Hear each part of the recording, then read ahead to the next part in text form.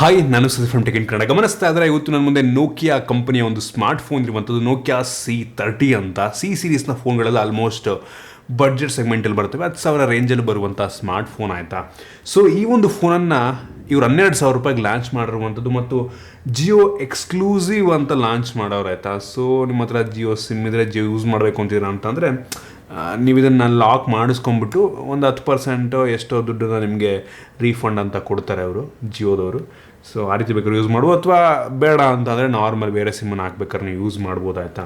So ಈ ಒಂದು smart ಫೋನನ್ನು 12,000 ಕೊಟ್ಬಿಟ್ಟು ಪರ್ಚೇಸ್ ಮಾಡ್ಬೋದಾ? ಏನು ಚೆನ್ನಾಗಿದೆ ಏನು ಚೆನ್ನಾಗಿಲ್ಲ ಇರುವ ಕಂಪ್ಲೀಟ್ ಮಾಹಿತಿ ಅಂತ ತಿಳಿಸ್ಕೊಡ್ತಾ ಇದ್ದೀನಿ.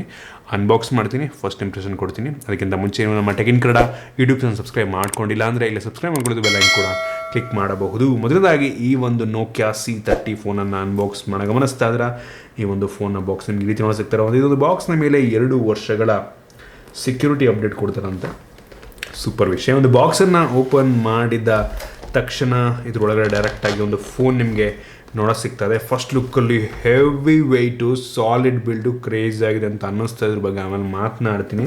ಇದನ್ನು ಬಿಟ್ಟರೆ ಈ ಒಂದು ಬಾಕ್ಸ್ನ ಒಳಗಡೆ ನಮಗೆ ಒಂದು user manual, quick start guide ಮತ್ತು ವಾರಂಟಿ ಕಾರ್ಡ್ ಸಿಗ್ತಾ ಇರುವಂಥದ್ದು, ಮತ್ತೊಂದು ಟ್ರಾನ್ಸ್ಪರೆಂಟ್ ಬ್ಯಾಕ್ ಕವರ್ ಕೂಡ ನಿಮಗೆ ಸಿಗ್ತಾ ಇದೆ.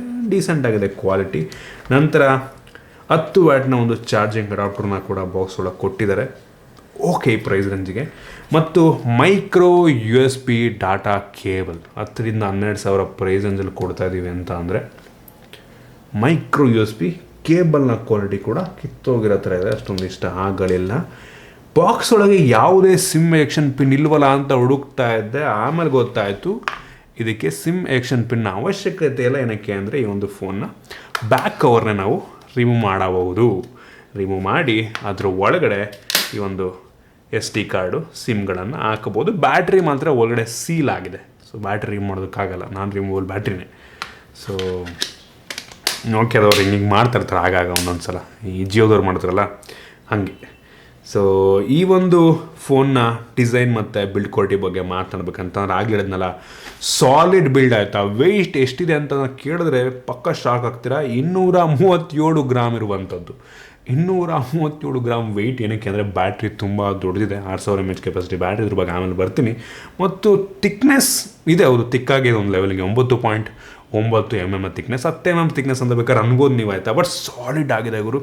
ನೋಕಿಯಾ ಫೋನ್ ಗೊತ್ತಲ್ಲ ನಿಮಗೆ, ಒಂದು ರೀತಿ ಬಿಲ್ಡ್ ನೋಡಿದ್ರೆ ಏನು ಗುರು ಇಷ್ಟು ಗಟ್ಟಿ ಇದೆ ಫೋನ್, ಹಂಗೆ ನಂಬಿಕೆ ಆಯಿತಾ. ಸಾಲಿಡ್ ಕಲ್ಲು ಇಟ್ಕೊಂಡಾಗ ಆಗುತ್ತಲ್ಲ ಒಂದು ಫೀಲ್ನ ಕೊಡುತ್ತೆ ನಮಗೆ ಆಯಿತಾ. ಸೊ ಒಂದು ಗ್ರಿಪ್ಪು ಕೂಡ ತುಂಬ ಚೆನ್ನಾಗಿದೆ. ಫ್ರಂಟಲ್ಲಿರುವಂಥದ್ದು ಗ್ಲಾಸು ಅವ್ರು ಯಾವುದೇ ಸ್ಕ್ರೀನ್ ಗಾರ್ಡ್ ಹಾಕಿಲ್ಲ, ನಾವೇ ಹಾಕ್ಕೊಬೇಕಾಗುತ್ತೆ. ಅಷ್ಟು ಈಸಿಯಾಗಿ ಸ್ಕ್ರ್ಯಾಚ್ ಆಗಲ್ಲ. ನಿಮಗೆ ಟಿಯರ್ ಡ್ರಾಪ್ ನಾಚ್ ಸಿಗ್ತದೆ. ಬೆಸಲ್ ಅಂತೂ ಬಾಟಮ್ ಬೆಸಲ್ ನೋಡಿ ಎಷ್ಟು ದೊಡ್ಡದಾಗಿದೆ ಅಂದರೆ, ಮೇಲ್ಗಡೆನೂ ಕೂಡ ಬೆಸಲ್ ತುಂಬ ದೊಡ್ಡದಾಗಿರುವಂಥದ್ದು. ಸೈಡ್ ಬೆಸಲ್ಸ್ ಒಂದು ಲೆವೆಲಿಗೆ ಪರವಾಗಿಲ್ಲ. ಫ್ರಂಟಿಂದ ಅಂತೂ ಯಾವುದೋ ಹಳೆ ಕಾಲದ ಫೋನ್ ಥರ ಕಾಣುತ್ತೆ. ಹಿಂದಕ್ಕೆ ಬಂತು ಅಂತ ಅಂದರೆ ಇದೊಂದು ಮ್ಯಾಟ್ ಫಿನಿಷನ್ನು ಹೊಂದಿರುವಂಥದ್ದು. ಸ್ಕ್ರ್ಯಾಚ್ ಆದರೂ ಅಷ್ಟು ಗೊತ್ತಾಗಲ್ಲ, ಸ್ಮಡ್ಜಸ್ ಆದರೂ ಅಷ್ಟು ಗೊತ್ತಾಗಲ್ಲ. ಹಿಂದ್ಗಡೆ ತುಂಬ ಚೆನ್ನಾಗಿ ಕಾಣುತ್ತೆ, ಇದಕ್ಕೂ ಇಷ್ಟ ಆಯ್ತು ನನಗೆ. ಹಿಂದ್ಗಡೆ ನಿಮಗೆ ಡ್ಯೂಲ್ ಕ್ಯಾಮ್ರಾ ಸೆಟಪ್ ಸಿಗ್ತಾ ಇರುವಂಥದ್ದು, ಮತ್ತು ಸಿಂಗಲ್ LED ಫ್ಲಾಶ್ ಇದೆ, ಮತ್ತು ಫಿಂಗರ್ ಪ್ರಿಂಟ್ ಸೆನ್ಸರ್ ಕೂಡ ಹಿಂದನೇ ಇರುವಂಥದ್ದು. ಅದನ್ನು ಬಿಟ್ಟರೆ ಹಿಂದ್ಗಡೆ ನಿಮಗೆ ಸ್ಪೀಕರ್ ಗ್ರಿಲ್ ಕೂಡ ಸಿಗ್ತಾ ಇರುವಂಥದ್ದು.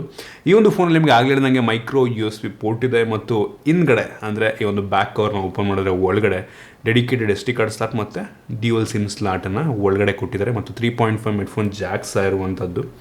ಅದನ್ನು ಬಿಟ್ಟರೆ ಓವರಾಲ್ ಈ ಒಂದು ಸ್ಮಾರ್ಟ್ ಫೋನ್ ಬಿಲ್ಡ್ ಕ್ವಾಲಿಟಿಯಲ್ಲಿ ಡೀಸೆಂಟ್ ಅಂತೀನಿ ಆಯಿತಾ. So plastic frame obviously, but hold ಮಾಡಿದ್ರೆ ತುಂಬ ಸಾಲಿಡ್ ಅನಿಸುತ್ತೆ. ಅದೊಂದೇ ಖುಷಿ ವಿಷಯ. ಕ್ರೇಜಿ ಗುರು ಅಂತ ಅನ್ನಲ್ಲ ಆಯಿತಾ. 12,000 ಕೊಡ್ತಾಯಿದ್ದೀವಿ, ಆಬ್ವಿಯಸ್ಲಿ ಇರಲೇಬೇಕಲ್ವಾ. ಸೊ ಬಿಲ್ಡ್ ಕ್ವಾಲಿಟಿ ಓಕೆ ಅಂತೀನಿ. ಮುಂದ್ಗಡೆ ಬೆಸಲ್ ಒಂದು ಹಳೆ ಕಾಲದ್ದು, ಮಾತ್ರ ಏನು ಮಾಡೋಕ್ಕಾಗಲ್ಲ. ಇನ್ನು ಡಿಸ್ಪ್ಲೇ ಬಗ್ಗೆ ಮಾತನಾಡಬೇಕಂತ ಅಂದರೆ ಒಂದು ಫೋನಲ್ಲಿ 6.82 ಇಂಚಿನ HD+ ರೆಸೊಲ್ಯೂಷನ್ ಹೊಂದಿರುವಂಥ IPS LCD ಡಿಸ್ಪ್ಲೇ ಇರುವಂಥದ್ದು. ಡಿಸ್ಪ್ಲೇ ಸೈಜ್ ತುಂಬ ದೊಡ್ಡದಾಗಿರುವಂಥದ್ದು. ಡಿಸ್ಪ್ಲೇ ಕ್ಲಾರಿಟಿ ತುಂಬ ಚೆನ್ನಾಗಿದೆ, ಒಂದು ಲೆವೆಲಿಗೆ ಬ್ರೈಟ್ ಆಗಿರುವಂಥದ್ದು. ವ್ಯೂಯಿಂಗ್ ಆ್ಯಂಗಲ್ಸ್ ಕೂಡ ಒಂದು ಲೆವೆಲಿಗೆ ಚೆನ್ನಾಗಿದೆ. ಕಲರ್ಸ್ ತುಂಬ ಆಕ್ಯುರೇಟ್ ಆಗಿ ತುಂಬ ಚೆನ್ನಾಗಿದೆ, ವಿವಿಡ್ ಆಗಿದೆ ಕಲರ್ಸ್ ಎಲ್ಲ. ಆದರೆ ಈ ಒಂದು ಪ್ರೈಸ್ ರೇಂಜಿಗೆ 11-12,000 ಪ್ರೈಸ್ ರೇಂಜಿಗೆ ಕೇವಲ HD+ ಡಿಸ್ಪ್ಲೇ ಅಂತಂದರೆ ಬೇಜಾರಾಗುವಂಥ ವಿಷಯ. ಆರಾಮಾಗಿ ಈ ಒಂದು ಪ್ರೈಸ್ ರೇಂಜಿಗೆ ನಿಮಗೆ ಫುಲ್ HD+ ರೆಸೊಲ್ಯೂಷನ್ ಹೊಂದಿರುವಂಥ ಡಿಸ್ಪ್ಲೇ ಸಿಗ್ತವೆ. ಎಷ್ಟು ಫೋನ್ಗಳಲ್ಲಿ 90 Hz ಡಿಸ್ಪ್ಲೇ ಕೂಡ ಸಿಗುತ್ತೆ, ಇದರಲ್ಲಿ 60 Hz HD+ ಅಂದರೆ ಬೇಜಾರಾಗುವಂಥ ವಿಷಯ. ಸೊ ತುಂಬ ಕಡಿಮೆ ಆಯಿತು ನನ್ನ ಪ್ರಕಾರ. ಇನ್ನು ವೇರಿಯಂಟ್ಗಳ ಬಗ್ಗೆ ಮಾತನಾಡಬೇಕಂತಂದರೆ ಸದ್ಯಕ್ಕೆ ಒಂದು ಫೋನ್ 2 ವೇರಿಯಂಟಲ್ಲಿ ಲಾಂಚ್ ಆಗ್ತಾ ಇರುವಂಥದ್ದು. 3 GB ರ್ಯಾಮ್ ಮತ್ತು 32 GB ಸ್ಟೋರೇಜ್, ಮತ್ತು ಇನ್ನೊಂದು 4 GB ರ್ಯಾಮ್ ಮತ್ತು 64 GB ಸ್ಟೋರೇಜ್. ಇದರಲ್ಲಿರುವಂಥ ರ್ಯಾಮ್ ಆಬ್ವಿಯಸ್ಲಿ LPDDR4X ರ್ಯಾಮ್ ಹಾಕಿರ್ತಾರೆ, ಮತ್ತು ಸ್ಟೋರೇಜ್ ಬಂದುಬಿಟ್ಟು ಆಬ್ವಿಯಸ್ಲಿ eMMC ಸ್ಟೋರೇಜ್ ಹಾಕಿರ್ತಾರೆ. ಅದಕ್ಕಿಂತ ಜಾಸ್ತಿ ನೋಕಿಯಾದವರು ಹಾಕೋದಿಲ್ಲ, ಬೇಜಾರಾಗುವಂಥ ವಿಷಯ.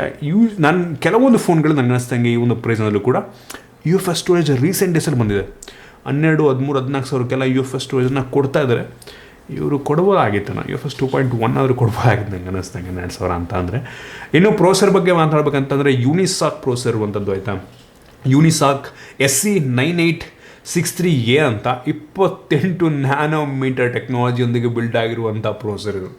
28 ನ್ಯಾನೋಮೀಟರ್. ರೀಸೆಂಟ್ ಡೇಸಲ್ಲಿ ಎಲ್ಲರೂ ಕೂಡ 3 ನ್ಯಾನೋಮೀಟ್ರ್ ಬಗ್ಗೆ ಮಾತನಾಡ್ತಾ ಇದ್ರೆ 28 ನ್ಯಾನೋಮೀಟ್ರು ಯಾವುದೋ ಒಂದು 6-7 ವರ್ಷ ಹಳೆ ಟೆಕ್ನಾಲಜಿ.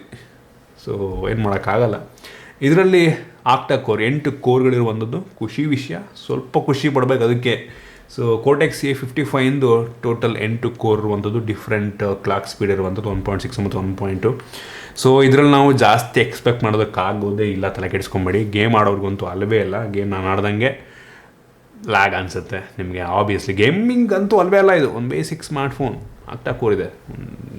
ನ್ಯಾವಿಗೇಷನ್ ನನಗೆ ಅಷ್ಟೊಂದು ಲ್ಯಾಗ್ ಅಂತ ಅನ್ನಿಸ್ಲಿಲ್ಲ, ಬಟ್ ಸ್ಟಿಲ್ ನೀವು ಗೇಮ್ ಆಡೋದಕ್ಕಂತೂ ಆಗೋದಿಲ್ಲ. ಆಡ್ಬೋದು, ಬಟ್ ಸ್ಟಿಲ್ ಹೆವಿ ಲೋ ಸೆಟ್ಟಿಂಗಲ್ಲಿ ಮತ್ತು ಬದಿ ಲ್ಯಾಗ್ ಮಾಡ್ಕೊಂಡು ಆಡ್ಕೊಬೇಕಾಗತ್ತೆ. ಸೊ ಬೇಸಿಕ್ ಟಾಸ್ಕ್ ಮಾಡೋದಕ್ಕೆ ಓಕೆ ಈ ಫೋನ್, ಬಟ್ ಗೇಮರ್ಸ್ಗಳಿಗಂತೂ ಅಲ್ಲವೇ ಅಲ್ಲ. ನಾನು ಅಂಥದ್ದು ಬೆಂಚ್ ಮಾಡಿ ಚೆಕ್ ಮಾಡ್ದಂಗೆ ಹತ್ರ 1 ಲಕ್ಷ ರೇಟಿಂಗ್ ಕೊಡುತ್ತೆ. 12,000 ರೂಪಾಯಿಗೆ 1 ಲಕ್ಷ ಅಂತ ಅಂದರೆ ಇದೇ ಪ್ರೈಸ್ ರೇಂಜಿಗೆ ನಿಮಗೆ 2 ಲಕ್ಷದ ತನಕ, 2 ಲಕ್ಷದ ಮೇಲೆ ರೇಟಿಂಗ್ ಕೊಡುವಂಥ ಫೋನ್ಗಳು ನಿಮ್ಗೆ ಆರಾಮಾಗಿ ಸಿಗ್ತಾವೆ. 8,000 ರೂಪಾಯಿಗೆ ಸಿಗ್ತವೆ ನಿಮಗೆ. 8,000-9,000 ರೂಪಾಯಿಗೆ 2 ಲಕ್ಷಕ್ಕಿಂತ ಜಾಸ್ತಿ ರೇಟ್ ಕೊಡುವಂಥ ರೇಟಿಂಗನ್ನು ಕೊಡುವಂಥ ಫೋನ್ಗಳು ಸಿಗ್ತವೆ. ಯೂನಿಸಾಕಲ್ಲೇ ಇದ್ದಾವೆ ಎಷ್ಟೋ ಫೋನ್ಗಳು. ನಿಮಗೆ T630 ಯಾವುದೋ ಇದೆಯಲ್ಲ, 610 ಯಾವುದೋ ಇದೆಯಲ್ಲ ಪ್ರೋಸರ್, ಅದು ಆರಾಮಾಗಿ ಕೊಡುತ್ತೆ ರೇಟಿಂಗ್ನ. ಅದನ್ನು ಹಾಕ್ಬೋದಾಗಿತ್ತು ಇವ್ರು ಆರಾಮಾಗಿ. ಕಿತ್ತೋಗಿರೋರು ಬಿಡು. ಇನ್ನೂ ಈ ಒಂದು ಫೋನ್ನ ಕ್ಯಾಮ್ರಾ ಬಗ್ಗೆ ಮಾತನಾಡಬೇಕಂತಂದರೆ, ಈ ಒಂದು ಫೋನಲ್ಲಿ ರೇರಲ್ಲಿ ಡ್ಯೂಯಲ್ ಕ್ಯಾಮ್ರಾ ಇರುವಂಥದ್ದು. ಮೇನ್ ಸೆನ್ಸರ್ 13 ಮೆಗಾಪಿಕ್ಸೆಲ್ನ ಮೇನ್ ಸೆನ್ಸರ್. ಸೊ ಇದು ತೆಗೆಯುವಂಥ ಫೋಟೋ ಪರವಾಗಿಲ್ಲ, ಡೇಲೈಟಲ್ಲಿ ಒಂದು ಲೆವೆಲಿಗೆ ಚೆನ್ನಾಗಿ ತೆಗೆಯುತ್ತೆ. ಆ ಸ್ಯಾಂಪಲ್ಸ್ ತೋರಿಸ್ತಾ ಇದ್ದೀನಿ. ಬೆಳಗ್ಗೆ ಓಕೆ, ಇಂಪ್ರೆಸಿವ್ ಅನ್ನಲ್ಲ, ಓಕೆ. ಅದನ್ನ ಬಿಟ್ಟರೆ ಇನ್ನೊಂದು 2 ಮೆಗಾಪಿಕ್ಸೆಲ್ ಒಂದು ಡೆಪ್ ಸೆನ್ಸರ್ ಇರುವಂಥದ್ದು ಬ್ಯಾಕ್ಗ್ರೌಂಡ್ ಬ್ಲರ್ ಮಾಡೋದಕ್ಕೆ. ಅದು ಏನು ಮಾಡುತ್ತೋ ಗೊತ್ತಿಲ್ಲ. ಸೊ ಕೊಟ್ಟವ್ರೊತ್ತಿಗೆ ಕ್ಯಾಮ್ರಾ ಫೋಟೋ ಸ್ಯಾಂಪಲ್ಸ್ನ ನೀವೇ ಜಡ್ಜ್ ಮಾಡ್ಬೋದು.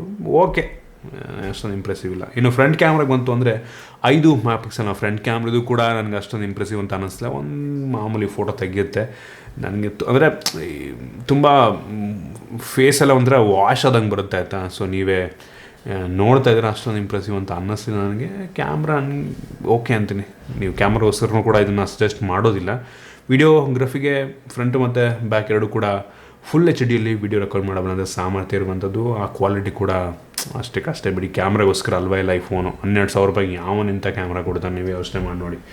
ಇನ್ನು ಸೆಕ್ಯೂರಿಟಿ ಬಗ್ಗೆ ಮಾತಾಡಬೇಕಂತಂದರೆ, ಈ ಒಂದು ಫೋನಲ್ಲಿ ಫಿಂಗರ್ ಪ್ರಿಂಟ್ ಸೆನ್ಸರ್ ಕೊಟ್ಟವ್ರೆ ಹಿಂದ್ಗಡೆ. ಸೊ ಅದು ಮಾಡುತ್ತೆ ಅದ್ರ ಕೆಲಸವನ್ನು. ಖುಷಿ ಪಡಬೇಕು, ಅಟ್ಲೀಸ್ಟ್ ಫಿಂಗರ್ ಪ್ರಿಂಟ್ ಸೆನ್ಸರ್ ಕೊಟ್ಟವ್ರೆ ನೋಕಿಯಾದವರು ಅಂತ. ಟೈಮ್ ತೊಗೊಳುತ್ತೆ ಮಾಡೋದಕ್ಕೆ, 1 ಸೆಕೆಂಡ್. ಫೇಸ್ ಅನ್ಲಾಕ್ ಕೂಡ ಇದೆ, ಇದು ಕೂಡ 1 ಸೆಕೆಂಡ್ ಟೈಮ್ ತೊಗೊಳುತ್ತೆ ಅನ್ಲಾಕ್ ಮಾಡೋದಕ್ಕೆ. ಬಟ್ ಅನ್ಲಾಕ್ ಅಂತೂ ಮಾಡುತ್ತೆ. ಅದೇ ಖುಷಿ ವಿಷಯ. ಸೊ ಇದು ಕೂಡ ತುಂಬ ಸ್ಲೋ ಇದೆ. ಇನ್ನು ಈ ಒಂದು ಫೋನ್ನ ಬ್ಯಾಟ್ರಿ ಬಗ್ಗೆ ಮಾತಾಡಬೇಕಂತಂದರೆ, ಈ ಒಂದು ಫೋನಲ್ಲಿ 6,000 mAh ಕೆಪಾಸಿಟಿ ಬ್ಯಾಟ್ರಿ ಇರುವಂಥದ್ದು. ಇದೊಂದೇ ನನಗೆ ತುಂಬ ಖುಷಿ ಕೊಟ್ಟಿದ್ದು ನೋಡಿ. 6,000 mAh ಕೆಪಾಸಿಟಿ ಬ್ಯಾಟ್ರಿ ಒಂದು ಪ್ರೈಸೊಂದಿಗೆ ಅಂದರೆ ಸೂಪರ್ ಆಯಿತಾ. ಆದರೆ ಕೇವಲ 10 ವ್ಯಾಟ್ನ ಚಾರ್ಜಿಂಗ್ ಅಡಾಪ್ಟರ್ ಕೊಟ್ಟವ್ರೆ. 10 ವ್ಯಾಟಲ್ಲಿ 6,000 mAh ಕೆಪಾಸಿಟಿ ಚಾರ್ಜ್ ಮಾಡೋದಕ್ಕೆ ಎಷ್ಟು ಟೈಮ್ ತೊಗೊಬೋದು ನೀವು ಯೋಚನೆ ಮಾಡ್ಕೊಳ್ಳಿ. ಬಟ್ ಬ್ಯಾಟ್ರಿ ಬ್ಯಾಕಪ್ ಮಾತ್ರ ಸೂಪರಾಗಿ ಬರುತ್ತೆ. ಆಬ್ವಿಯಸ್ಲಿ ನಿಮ್ಮ ಮತ್ತೆ 6,000 ಕೊಟ್ಟವ್ರೆ ಅಂದರೆ ಚೆನ್ನಾಗಿ ಬರುತ್ತೆ, ಒಂದು ಒಳ್ಳೆಯ ವಿಷಯ. ಇನ್ನು ಸ್ಪೀಕರ್ ಬಗ್ಗೆ ಮಾತನಾಡಬೇಕಂತಂದರೆ, ಈ ಒಂದು ಫೋನಲ್ಲಿ ಹಿಂದ್ಗಡೆ ಇರುವಂಥದ್ದು mono speaker, back firing. So back firing ಸ್ಪೀಕರ್ನ ಕ್ವಾಲಿಟಿ ಓಕೆ, ಪರವಾಗಿಲ್ಲ. ಒಂದು ಲೆವೆಲ್ ಜೋರ ಕೇಳುತ್ತೆ, ಕ್ಲಾರಿಟಿ ಕೊಡೋ ಒಂದು ಲೆವೆಲಿಗೆ ಪರವಾಗಿಲ್ಲ ಆಯಿತಾ. ಸೊ ಇಂಪ್ರೆಸಿವ್ ಅಲ್ಲ, ಬೆಲೆಗೆ ತಕ್ಕಂಗಿರುವಂಥದ್ದು. ಇನ್ನು OS ಬಗ್ಗೆ ಮಾತನಾಡಬೇಕಂತಂದರೆ, Android 11 ಬೇಸ್ ರನ್ ಆಗ್ತಿರುವಂಥ ಒಂದು ರೀತಿ ಸ್ಟಾಕ್ನ ಎಕ್ಸ್ಪೀರಿಯನ್ಸ್ ನೀಡುತ್ತೆ ಆಯ್ತು ನಿಮಗೆ.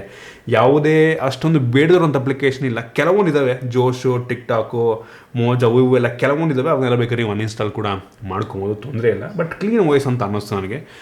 ಒಟ್ಟಿಗೆ ಸ್ಮೂತಾಗಂತೂ ಕೆಲಸ ಮಾಡ್ತದೆ. ಪವರ್ ತುಂಬ ಕಡಿಮೆ ಇರೋ ಪ್ರೋಸೆಸರ್ ಕೂಡ ಸ್ಮೂತಾಗಿ ಕೆಲಸ ಮಾಡ್ತಾಯಿದೆ. ಸೊ ಅದಕ್ಕೆ ಪರವಾಗಿಲ್ಲ ಅಂತೀನಿ. ಇನ್ನು ಕನೆಕ್ಟಿವಿಟಿ ಬಗ್ಗೆ ಮಾತನಾಡಬೇಕಂತ ಅಂದರೆ, ಒಂದು ಫೋನಲ್ಲಿ ಡ್ಯುಯಲ್ ಬ್ಯಾಂಡ್ ವೈಫೈನ ಸಪೋರ್ಟ್ ಇಲ್ಲ ಆಯಿತಾ. ಕೇವಲ 2.4 GHz ವೈಫೈ ಯೂಸ್ ಮಾಡಬೇಕಾಗುತ್ತೆ, ಮತ್ತು ಬ್ಲೂಟೂತ್ 4.2 ನೀಡಿದ್ದಾರೆ. ನೀವಾಗಾದರೆ ಕೇಳ್ಬೋದು ಈ ಒಂದು ಫೋನನ್ನು ಈ ಒಂದು ಪ್ರೈಸೊಂದಿಗೆ 11-12 ಸಾವಿರ ರೂಪಾಯಿ ಪರ್ಚೇಸ್ ಮಾಡ್ಬೋದಾ ಅಂತ. ನಾನು ಅಂತೀನಿ ನೋ. ಈ ಒಂದು ಫೋನ್ನ ಸುಮಾರು ಒಂದು 6,000 ಬೇಡ 7,000-7,500 ರೂಪಾಯಿಗೆ ಲಾಂಚ್ ಮಾಡಿದರೆ, 7,500 ಲಾಂಚ್ ಮಾಡಿದರೂ ಕೂಡ ಓಕೆನಪ್ಪ, ಇದೊಂದು ಒಳ್ಳೆ ಆಪ್ಷನ್ ಇಟ್ಕೊಬೋದು ಅಂತ 7,500 ಅಂತಿದ್ದೆ ನಾನು. ಓಕೆ ಪರವಾಗಿಲ್ಲ, ಒಂದು ಆಪ್ಷನ್ ಇಟ್ಕೊಬೋದು ಅಂತ. ಆದರೆ 11-12 ಸಾವಿರ ರೂಪಾಯಿಗೆ ಈ ಒಂದು ಫೋನ್ನ ಬೆಲೆ ತುಂಬ ಜಾಸ್ತಿ ಆಯಿತು. ಆಬ್ವಿಯಸ್ಲಿ ನೋಕಿಯಾದವ್ರು ಏನು ಅಂದ್ಕೊಂಡು ಫೋನ್ಗಳು ಲಾಂಚ್ ಮಾಡಿದ್ರೆ ಅಂತ ಗೊತ್ತಿಲ್ಲ ನನಗೆ.